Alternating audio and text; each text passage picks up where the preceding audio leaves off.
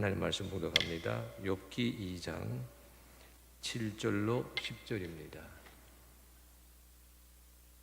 사탄이 이에 여호와 앞에서 물러가서 욥을 쳐서 그의 발바닥에서 정수리까지 종기가 나게 한지라.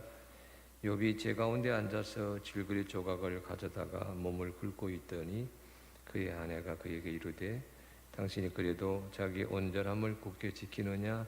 하나님을 욕하고 죽으라. 그가 이르되 그대의 말이 한 어리석은 여자의 말 같도다. 우리가 하나님께 복을 받았은즉 화도 받지 아니하겠느냐 하고 이 모든 일에 욥이 입술로 범죄하지 아니하니라. 아멘.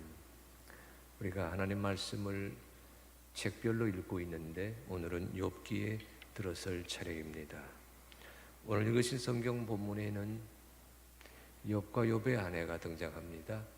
욥의 아내와 욥이 주고받는 말을 통해서 욥기 전체의 가르침을 먼저 깨닫게 하는 초석에 해당되는 그런 논쟁이 오늘 읽으신 2장 7절 말씀 속에 담겨 있습니다.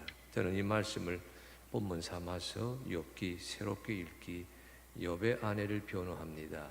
이런 주제로 오늘 말씀의 세계에 발을 들여 놓습니다. 욥의 아내가 한 말을 새롭게 읽고 욥의 아내에게 욥이 한 말을 새롭게 읽으면서 욥기의 가르침을 이 시대의 글말로 붙들어 가려고 합니다. 본문의 세계에 들어서기 위해서 이 욥기의 이 욥과 욥의 아내의 세계를 묵상하는 중에 제가 제주도 서귀포에 있는 이중섭 미술관을 다녀오기로 오래전 계획을 세웠고, 여러분 이번 휴가 때 제주도 서귀포에 있는 이중섭 미술관을 다녀왔습니다. 마침 제주에 근무하시는 우리 권호길 권사님이 계셔서 서귀포까지 내려와서 함께 이중섭 미술관을 관람하는 그런 좋은 기회가 있었습니다. 이중섭은 1916년생입니다. 우리 한국을 대표하는 화가 중에 한 사람이지요. 일본 제국시대에 태어났기에 일본 제국시대에 그가 미술 공부를 하였습니다. 1936년 일본으로 건너가서 미술 공부를 하고 창작 활동을 하다가 1943년 원산으로 귀국하게 됩니다. 유학 시절에 학교 후배와 사랑을 나누었어요. 그 후배의 이름이 야마모토 마사코라는 일본 여자인데 2년 후에 1945년 그 야마모토 마사코가 이중섭을 찾아서 한국으로 오게 되며 원산에서 결혼식을 올리게 됩니다. 이 야마모토 마사코를 향해서 이중섭은 남쪽에서 온 덕스러운 여자라고 불렀어요. 그래서 한국인 이름이 이남덕입니다. 여러분 그 이중섭의 그 생가를 먼저 제가 찾아가 보았어요. 좀 보여주시겠습니까? 그 생가 뒤편에 보게 되면 이중섭 미술관으로 간다고 하는 사인이 나오고 있습니다. 이중섭 하게 되면 여러분 우리 흔히 소그림을 떠오르지요. 아주 진한 색감, 힘찬 드로잉, 그리고 여러분 향토색이 무척 짙은 소그림으로 유명합니다. 그 다음 그림 빨리 보여주시기 바랍니다. 그런데 여러분 이중섭의 세계가 저 소그림 말고도 이중섭을 떠받치는 중요한 화두 중에 하나가 가족입니다. 1945년에 결혼했습니다만 여러분 곧 한국 전쟁이 머지않아 터지게 되거든요. 그래서 여러분 1951년에 그 이중섭과 그 아내 그 사이에 태어난 두 아들과 함께 부산을 거쳐 서귀포로 피난을 갑니다. 그 서귀포에서 1년간 거주하게 되는 인연으로 서귀포시가 이중섭을 기념하는 중심센터를 차려 놓았지요. 이번에 그 이중섭 미술관을 찾아간 이유는 그 가족을 향한, 가족을 대하는 그 애끓는 마음, 그것을 눈으로 확인하고 싶었기 때문입니다. 그러나 여러분 서귀포에서 1년가량 산 다음에 다시 올라오게 되지요. 부산에서 1952년 그 전쟁통의 극심한 가난을 헤쳐가기 위해서 아내와 두 아들을 친정으로 처가댁으로 보냅니다. 일본으로 떠나보내지요. 그것이 이 두 부부가 영원히 헤어지게 되는 그런 기로가 되었습니다. 가족을 보내고 난 다음에 이 이중섭은 가족을 향한 그 애끓는 마음을 여러 가지 형태로 전달을 해요. 아내에게 보내는 사랑의 편지, 두 아들에게 보내는 사랑의 엽서, 많은 그림 엽서들을 보내게 되는데, 무엇보다도 여러분 그때가 전쟁통인데 이중섭이라는 사람은 전쟁 시기에도 전문 화가로 살고자 했거든요. 그러다 보니 여러분 참 생계를 잇기가 막막했습니다. 돈이 없어서 그림을 그릴 종이를 구하지 못했거든요. 그러다 보니까 여러분 담뱃갑의 은박지에다가 송곳처럼 날카로운 곳으로 드로잉을 했는데, 세월이 지나서 오늘날에는 그런 그 은박지에 새겨지거나 은박지에 표현된 그림, 그걸 은지화라 그럽니다. 그 은지화가 미술사에서 이중섭을 독보적인 존재로 떠오르게 한 소재가 되었습니다. 바로 그 은지화에 가족을 향한 애절한 마음이 잔뜩 담겨 있었어요. 은지화 하나 보시겠습니까? 참으로 많은 은지화가 있었는데 그 중에 하나가 저런 모습입니다. 은박지에 날카로운 것으로 새겼는데 저것이 가족의 자화상이라는 제목이 붙어 있어요. 잘 보시게 되면 아빠가 있고 아들이 있고 아내가 있고.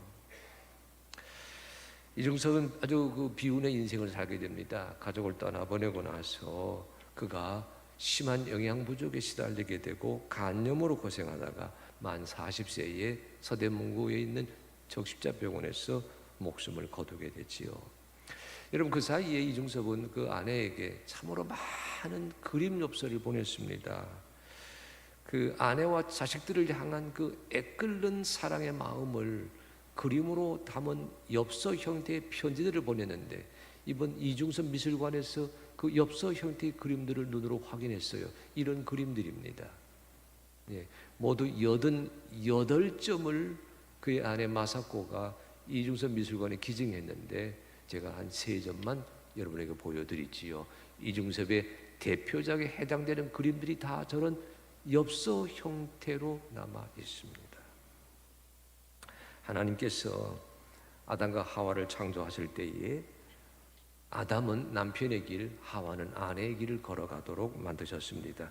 그때 그 둘을 가리켜서 서로 돕는 짝이다 그렇게 불렀지요.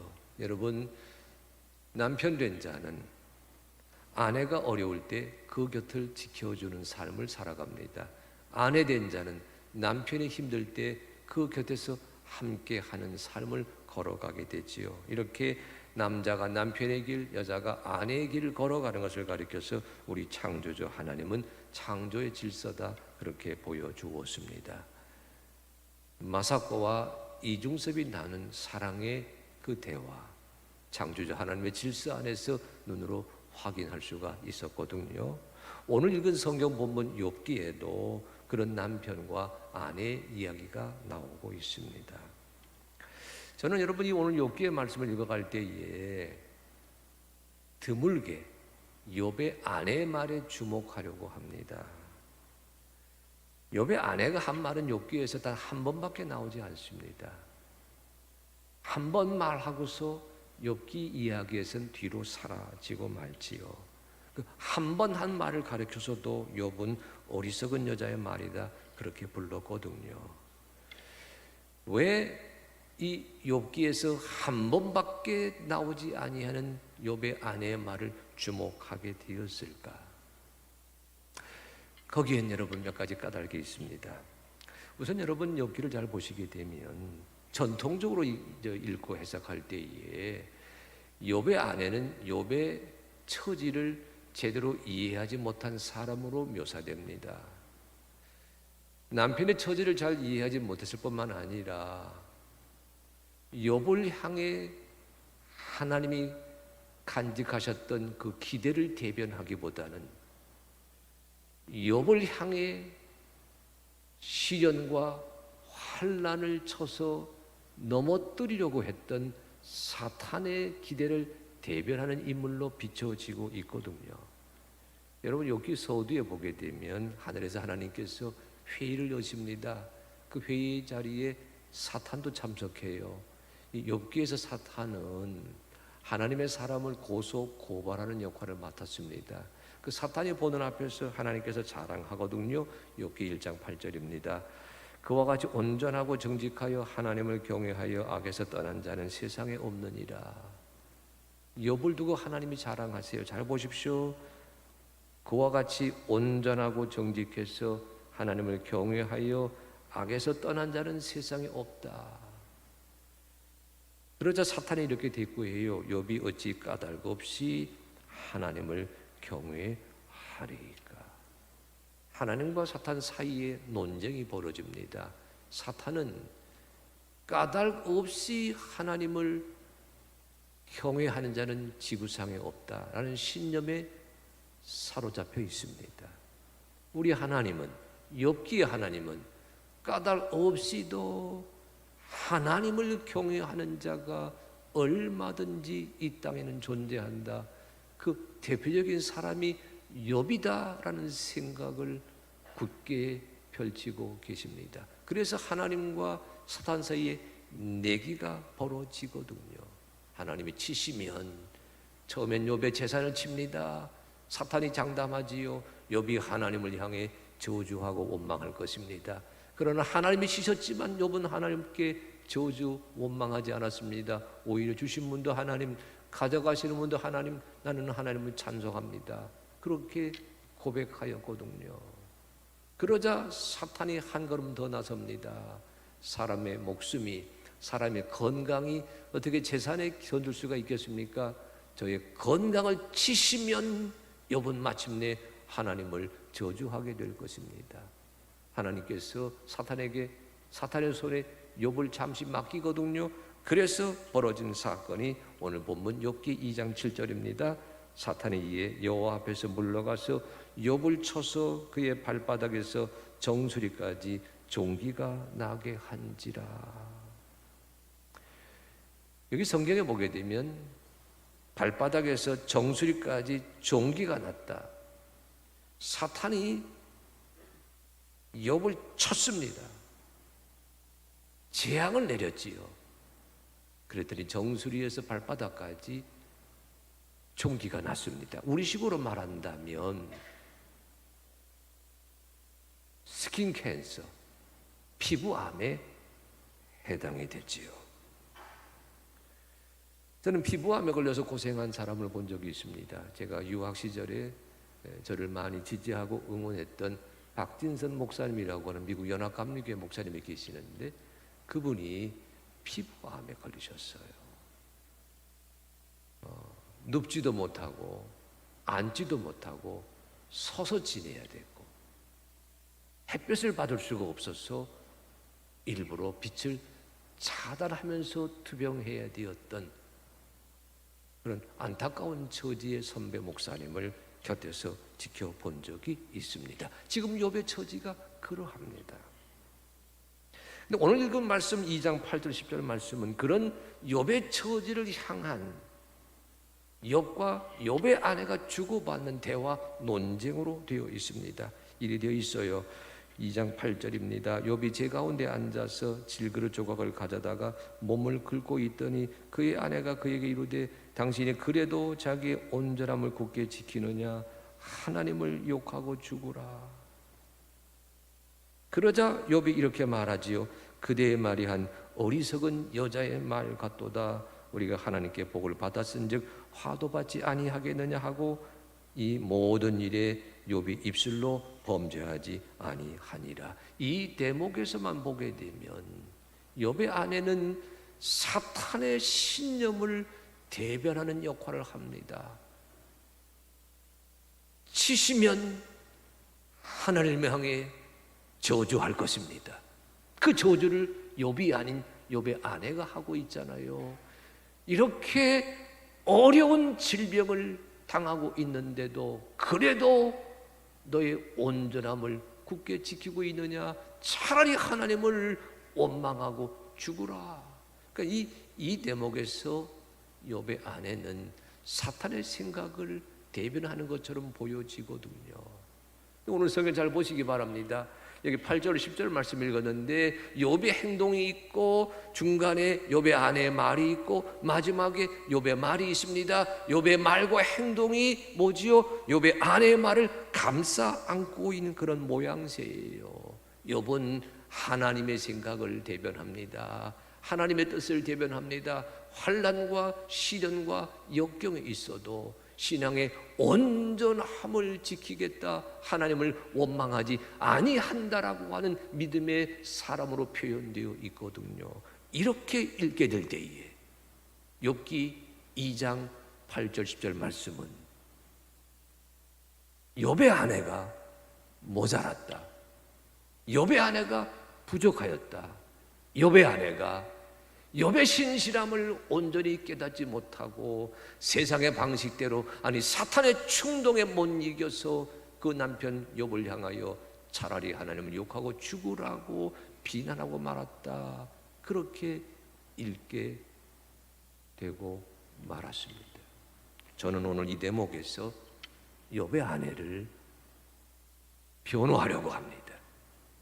욥의 아내의 처지, 욥의 아내의 말, 욥의 아내의 말 속에 담겨있는 글 하나하나를 되새겨보면서 욥의 아내를 통해 욥이라고 하는 영적인 거장이 어떻게 새롭게 가다듬게 되었는지를 살펴보려고 합니다. 생각해 보십시오.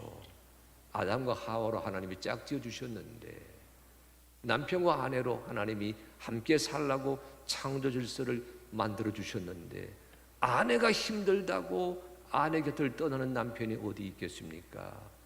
남편이 병중에 있다고 남편을 박차고 거리로 나서는 아내가 어디 있겠습니까? 욥의 아내와 욥기의 주인공 욥의 관계에서도 저는 마찬가지일 거라고 생각을 하게 됩니다. 자, 본문에 들어섭니다. 2장 9절에서 욥의 아내가 뭐라고 말했지요? 당신이 그래도 자기의 온전함을 굳게 지키느냐. 우리가 읽는 성경에서는 욥을 비난합니다. 욥을 조롱합니다. 욥에게 질문을 겁니다. 물음표로 끝나고 있어요. 당신이 그래도 자기의 온전함을 굳게 지키느냐. 그런데 원어 성경을 보다 보니까 우리말에서는 의문부호와 함께 말씀이 펼쳐지고 있지만 원어 성경에는 의문사나 물음표 부호가 전혀 없습니다. 무슨 뜻이지요?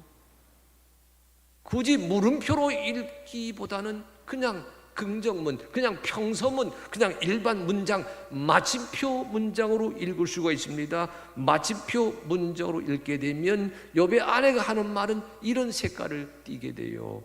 당신은 그래도 자기의 온전함을 굳게 지키고 있습니다.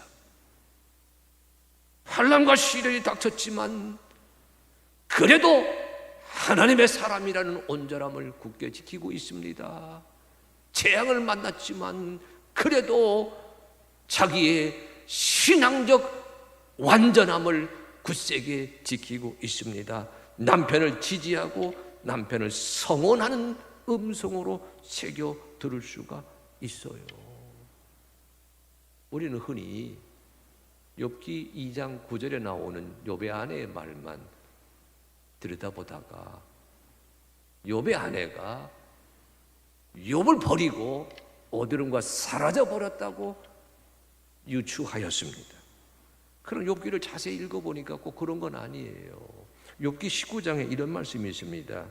내 아내도 내 숨결을 싫어하며 내 허리의 자식들도 나를 가련하게 하는구나. 여러분 욥기 19장 하게 되면 욥기에 또 다른 등장인물들이 나와요. 세 명의 친구들인데 욥과 세 친구가 욥이 고난당하는 문제를 놓고 서로 논쟁합니다. 세 친구는 욥이 네가 잘못했으니 빨리 하나님께 회개하라 그러고, 욥은 나는 잘못한 것도 없으니 하나님이 나의 변호사가 되어주셔서 나의 억울함을 풀어달라고 그렇게 소리를 치고, 그런 논쟁 한복판이 욥기 19장이거든요. 그 논쟁 한복판에서 욥이 자기 아내를 향해 뭐라 말하고 있어요? 내 아내도 내 숨결을 싫어합니다. 뭘 뜻하지요? 욥의 아내는 욥을 떠나지 않고 있었다는 암시입니다. 비난할지언정, 아니 잔소리할지언정 욥의 아내는 욥의 곁을 지키고 있었습니다. 그러하기에 당신은 그래도 자기의 온전함을 굳게 지키고 있습니다. 이렇게 욥의 아내의 말을 되새김질할 수 있다는 그런 지적입니다. 이렇게 읽는다면 이런 뜻이 우리에게 솟구치게 되지요. 우리가 어떤 상황, 어떤 환경에 들어서도 내가 그리스도 예수 안에서 하늘에 계신 우리 주님을 아버지라고 고백한다는 그 온전함을 굳게 지키는 그 길을 걸어가게 하여 주시옵소서. 여러분, 이런 다짐이 오늘 욥의 아내의 말을 새롭게 들으면서 여러분 마음속에 새겨지게 되기를 주의 이름으로 소망합니다. 욥의 아내가 또 뭐라고 말했다고요? 욥기 2장 9절 보게 되면 후반절에 이런 말씀이 있습니다. 당신이 그래도 자기 온전함을 굳게 지키느냐 한 다음에 뭐라 그러지요? 하나님을 욕하고 죽으라. 이 욕하고 죽으라고 되어 있는 이 말은요, 사실 여러분 번역하기에 이런저런 논란이 있는 구절에 해당이 됩니다. 왜냐하면 여기 욕하다라고 하는 낱말이 바레크라고 하는 단어예요. 히브리어 바레크. 이 바레크는 바라크에서 왔는데 바레크나 바라크나 무슨 뜻이느냐? 복을 내리다 그런 뜻이에요. 축복한다 그런 뜻입니다. 여러분, 그런데 여기 본문에서 어떻게 사람이 하나님에게 복을 줄 수가 있어요? 그러니까 이 말은 사람이 하나님을 저주하는 말의 완곡어법이다 그렇게 생각을 해서 하나님을 바레크한다라고 하는 원문의 구절을 하나님을 욕한다 이렇게 표현해 놓았습니다.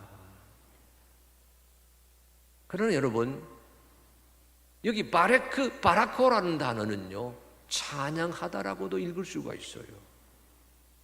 그러니까 욥의 아내가 뭐라고 말했다고 들을 수 있어요? 당신은 그래도 신앙의 온전함을 굳게 지키고 있습니다. 하나님을 찬양하시기를 바랍니다. 이렇게 읽혀지는 겁니다. 하나님을 찬양하라고 옆에서 격려하고 있습니다. 우리가 잘 아는 찬송가 태산을 넘어 험곡에 가도 주 예수와 함께 걸어간다는 찬양이 욥의 입술에 올려지게 되기를 욥의 아내가 응원하고 있거든요.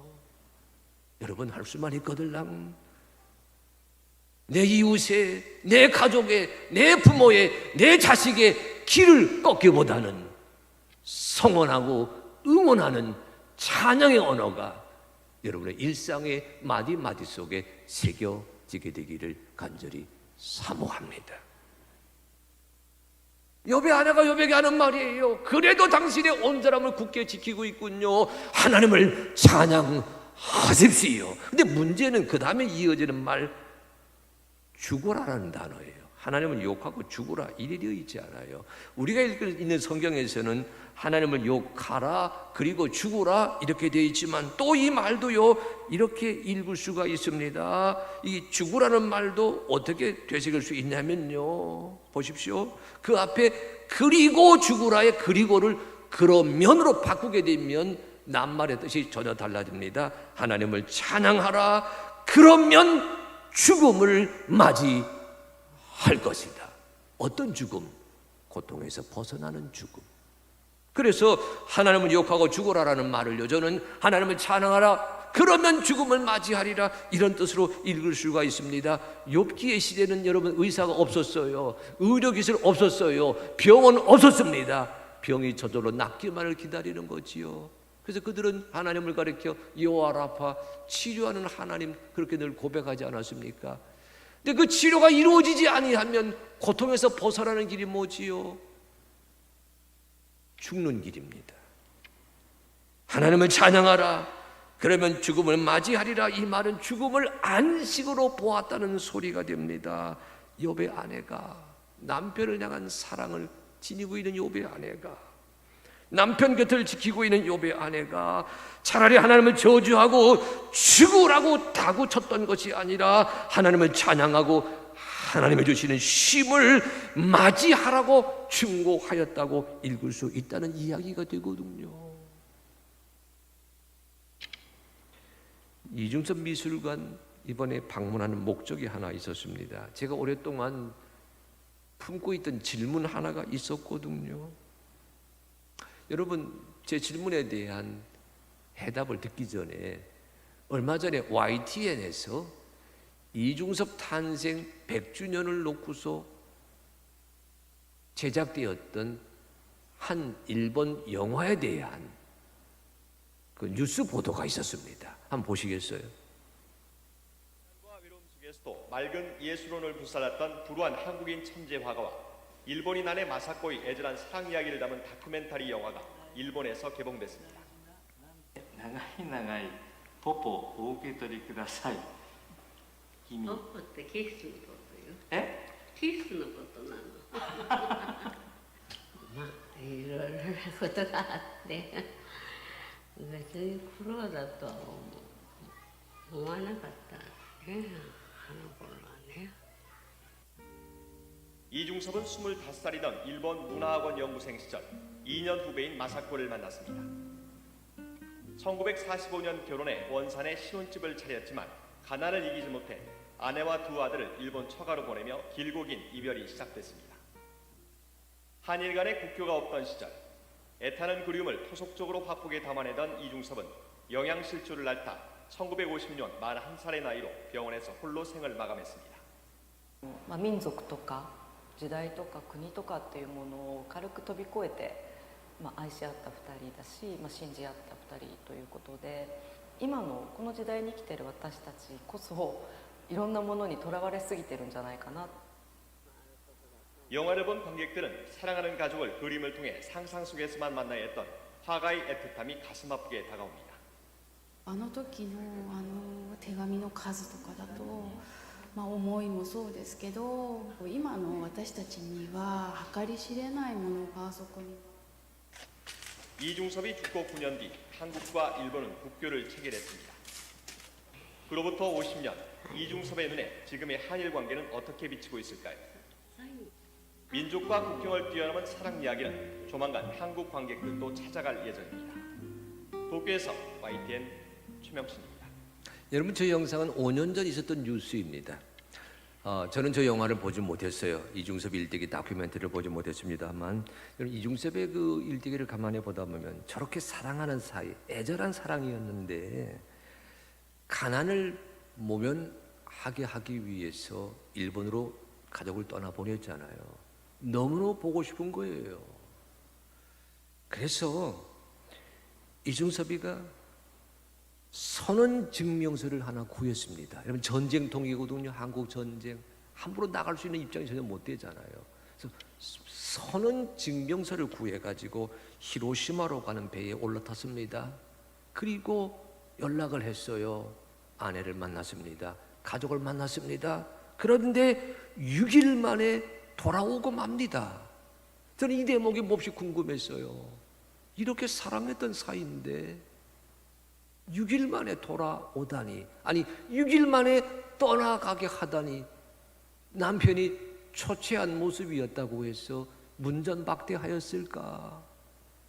그 질문에 대한 궁금증을 혹시 풀어줄 어떤 단서가 없는가 해서 미술관을 찾아갔던 거거든요.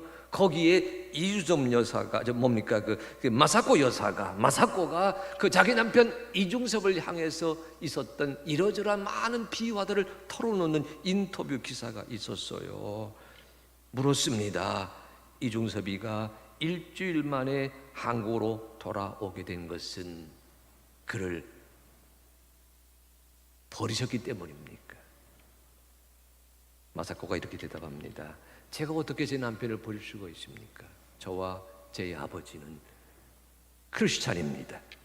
제가 어떻게 제 남편을 버릴 수가 있겠습니까? 제 남편이 선언 증명서를 가지고 왔기에 그 증명서에 따르면 배가 입항한 항구에만 착륙할 수가 있고, 그리고 일주일 동안만 머물 수 있다 그래서 저도 그 남편 만나기 위해 나의 신혼증명서를 떼어서 제출한 다음 어렵사리 히로시마 항구에서 만났습니다. 그런데 이 약속을 지키지 아니하면 내 남편이 밀항자가 되잖아요. 그래서 밀항자 되게 하지 아니하려고 나도 울면서 남편을 떠나 보낼 수밖에 없었습니다. 이 마사코와 이중섭이 살을 섞이며 살았던 기간은 7년 정도밖에 되지 아니합니다. 그런데 이 마사코는요, 잠깐 부대끼며 살았던 내 남편이지만 그가 남긴 사랑의 울림, 사랑의 채취, 사랑의 향기를 가슴에 가득가득 채워서 모질고 험한 세월을 헤쳐오는 주인공으로 자리 잡았습니다. 그걸 확인할 수 있었어요. 이중섭 미술관은 이중섭의 분신과도 같습니다. 이 마사코가 그 미술관에 남편이 내게 남긴 유일한 유품 하나를 기증합니다. 그것이 뭐예요? 팔레트예요. 여러분, 화가가 물감을 푸는 도구 있잖아요. 이런 그림입니다. 예. 저는 이중섭 미술관의 그의 작품의 세계를 살펴보다가 이중섭과 마사코를 연결시킨 사랑의 언어에 공감을 하게 되었고, 그러면서도 이중섭과 마사코의 차이가 어디 있었을까, 거기에 좀 더 많은 생각을 해보았어요. 이중섭은 가족을 향한 그림을 엄청나게 많이 남겼지만 그의 마음속에는 사랑을 잃어버렸다, 가족을 떠나버렸다, 빈 가슴 부여안고 살다가 그가 비참하게 인생을 마감하고 말았지만, 마사코는 남편을 떠나보냈으면서도 그의 가슴에 사랑을 가득 채웠습니다. 보이지 않는 남편, 그러나 그가 남겨놓은 사랑의 마음을 간직하며 험하고 모진 세월을 헤쳐가려고 하였기에 반세기가 넘는 세월 동안 마사코는 살아서 내 남편, 한국을 대표하는 화가입니다, 증언하는 증인의 자리를 지키고 있거든요. 여러분, 저 영화가 5년 전에, 저 뉴스가 5년 전 뉴스입니다. 그때 94살이잖아요. 지금 마사코는 99살입니다.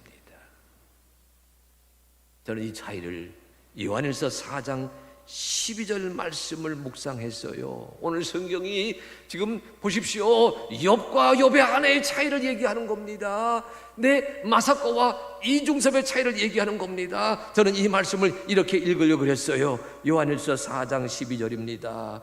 어느 때나 하나님을 본 사람이 없으되 만일 우리가 서로 사랑하면 하나님이 우리 안에 거하시고 그의 사랑이 우리 안에 온전히 이루어지느니라. 어느 때나 하나님을 본 사람이 없습니다. 하지만 하나님을 향한 사랑을 마음에 품고 있으면 하나님이 우리 안에 거하신다. 그의 사랑이 우리 안에서 온전히 역사하신다.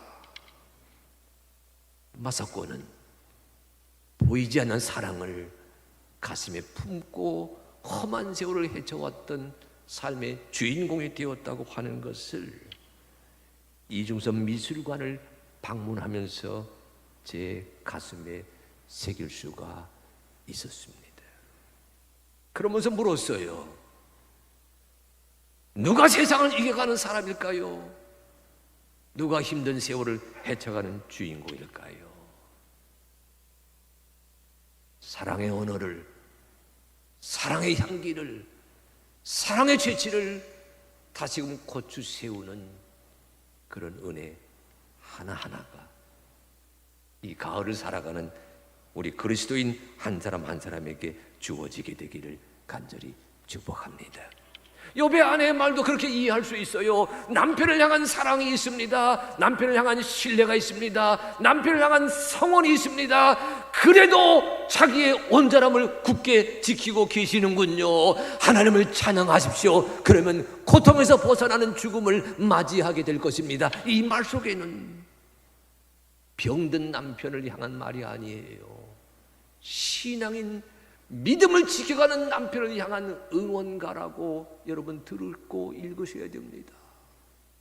하나님을 저주하라는 소리가 아니에요. 하나님을 향해서 찬양하면서 하나님이 고쳐주시지 아니한다면 지금 당장 하나님이 주시는 안식을 맞이하는 자 되기 위해서 지금 찬양하는 그 주인공이 되셔야 하지 아니하겠습니까? 남편을 향한 사랑이 남편의 신앙을 지지하는 언어로 바뀌고 있다고 하는 그 찰나를 욥의 아내의 말을 되새김질하면서 들을 수가 있었습니다. 그런데 여러분, 과제가 하나 남아 있어요. 욥의 아내가 욥의 신앙과 욥의 인내와 욥의 담대함을 지지하고 응원한 말씀으로 욥의 아내의 말을 되새김질한다면 그 뒤에 이어지는 욥이 아내에게 한 말, 당신이 어리석은 여자입니다. 어리석은 자의 말을 하고 있습니다. 이렇게 대꾸하였던 것은 어떻게 풀이해야 될까요? 사실 여러분, 욥이 아내를 향해서 당신도 어리석은 여자와 다를 바가 없습니다, 이렇게 말했다고 하는 것은 말 그대로 들으면 나무라는 소리이지요, 꾸짖는 소리입니다. 근데 저는 이걸 이렇게 들으려고 그래요. 욥의 아내가 욥에게 차라리 하나님을 찬양하십시오, 그러면 하나님이 안식을 주실 것입니다, 이렇게 쏟아내는 그 충고가 욥의 귀에 들리지 않았어요. 처음엔 들리지 않았어요. 그런데 욥기 3장에 가게 되면 욥은 욥의 아내 못지 아니하게 탄식하는 자로 나서게 됩니다. 욥기 3장 11절에 이런 말씀이 있어요. 어찌하여 내가 태에서 죽어나오지 아니하였던가? 어찌하여 내 어머니가 해산할 때에 내게 숨기지 아니하였던가? 11절을 읽었지만 욥기 3장 전체가 다 뭐예요? 나의 어머니를 저주합니다. 나를 태어나게 한 하나님을 저주합니다. 나의 생애를 저주하는 욥의 모습으로 펼쳐지고 있거든요. 그러니 무슨 생각을 할 수 있을까요? 저는 이 말씀을 이렇게 이해하려고 합니다. 욥의 아내는 욥을 향해서 처음에는 무작정 믿는 사람이었던 욥, 그 다음에는 하나님에게 질문하는 욥, 그 다음에는 마침내 하나님의 섭리를 깨닫는 욥으로 변화시키는 지렛대 역할을 하였다. 욥기 3장에서 탄식하던 욥은 욥기 42장까지 친구들과 논쟁을 이어가지만 마침내 하나님께서 욥을 가리켜 인정하시거든요. 너희가 나를 가리켜 말한 것이 욥의 말같이 옳지 못하였다. 친구들의 말을 옳지 못했다 말하면서 욥의 말을 하나님이 편들어 주시거든요. 하나님이 마침내 욥을 변호하시는 대목에 들어서게 되거든요. 그래서 여러분, 저는 이 욥의 아내의 말에 대한 욥의 대꾸를 이렇게 이해하려고 그래요. 욥의 아내가 던진 한마디 말은 욥의 신앙을 무작정 믿는 믿음에서 하나님 앞에서 질문하는 믿음에서 깨닫는 믿음으로 변화시키는 지렛대가 되었다. 욥의 아내가 있음으로 말미암아 환난과 시련 가운데도 영적인 거장으로 우뚝 서게 된 욥이라고 하는 영적 자이언트가 탄생되게 되었다. 여러분, 오늘 말씀을 그렇게 되새김질하면서 이렇게 다짐하시기를 바랍니다. 주여, 나로 하여금, 우리로 하여금 나의 가족, 나의 이웃, 나의 형제, 나의 자매, 나의 부모, 나의 자식, 나의 남편, 나의 아내, 그가 영적으로 풍성한 은혜를 체험하는 그 일에 마중물이 되거나 주춧돌이 되거나 지렛대가 되도록 나의 말을 사용해 주시기 바랍니다. 나의 시간을 사용해 주시기 바랍니다. 나의 삶을 사용하여 주시기를 바랍니다. 이 가을에 욥기의 말씀에 들어선 오늘 3부 예배 드리신 여러분 한 분 한 분에게 이런 깨달음의 은총이 함께 하게 되시기를 간절히 소망합니다. 그래서 저는 이 모든 말의 결론을 욥기 1장 요한일서 5장 4절 말씀으로 정리하려고 합니다. 무릇 하나님께로부터 난 자마다 세상을 이기느니라. 세상을 이기는 승리는 이것이니 우리의 믿음이니라. 따라하시기 바랍니다. 세상을 이기는 승리는 이것이니 우리의 믿음입니다. 오늘 3부 예배 드리신 여러분 한 분 한 분 이 가을에 말씀의 세계에 들어서서 하나님에게 질문하시길 바랍니다. 하나님의 응답을 얻게 되실 줄로 믿습니다. 이 가을에 나를 향한 하나님의 섭리를 깨닫게 하시고, 이 가을에 기도하면서 나를 향한 하나님의 은총을 깨닫게 하시고, 이 가을에 우리를 향한 하나님의 계획을 깨닫게 하여 주시어서 마침내 믿음으로 세상을 이겼노라 고백하고 간증하는 하나님의 사람으로 세워주실 줄로 믿습니다.